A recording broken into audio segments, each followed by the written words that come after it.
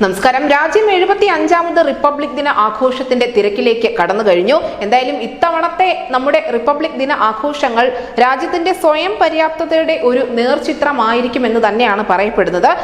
നമുക്കറിയാം, ഇത്തവണത്തെ റിപ്പബ്ലിക് ദിന ആഘോഷങ്ങളിൽ മുഖ്യ അതിഥിയായി എത്തുന്നത് ഫ്രഞ്ച് പ്രസിഡന്റായ ഇമ്മാനുവൽ മാക്രോൺ ആണ്. ഈ ചടങ്ങിൽ ഇന്ത്യയുടെ മുതൽക്കൂട്ടായ ആത്മനിർഭരത പ്രകടമാക്കുന്ന കവചിത വാഹനങ്ങളും അതിനോടൊപ്പം നമ്മുടെ പ്രതിരോധ വിഭാഗത്തിൽ നിന്നുള്ള സുപ്രധാന എക്യുപ്മെന്റുകളും ഒക്കെ വിന്യസിപ്പിക്കുമെന്നുള്ള വാർത്തകളാണ് പുറത്തു വരുന്നത്.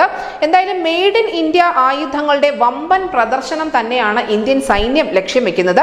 തദ്ദേശീയമായി വികസിപ്പിച്ചതും മികച്ച പ്രകടനം കാഴ്ചവെക്കുന്നതുമായ പ്രജൻ helicopter, Pinaka multi barrel rocket ലോഞ്ചറുകൾ തുടങ്ങിയവയൊക്കെയും ഈ റിപ്പബ്ലിക് ദിന ആഘോഷവേളയിൽ പ്രദർശിപ്പിക്കും. Quick fighting reaction vehicle, light specialist vehicle, all terrain vehicle എന്നിവയും കർത്തവ്യ പഥിൽ മാർച്ച് ചെയ്യുന്നുണ്ട്. ലൈറ്റ് കോമ്പാക്ട് ഹെലികോപ്റ്ററുകൾക്ക് പുറമെ തന്നെ രുദ്ര എന്നറിയപ്പെടുന്ന ALH ധ്രുവ് ഹെലികോപ്റ്ററുകളുടെ ആയുധ രൂപത്തിലുള്ള ഒരു പതിപ്പ് കൂടി ഇന്ത്യൻ സൈന്യം പ്രദർശിപ്പിക്കുന്നുണ്ട്.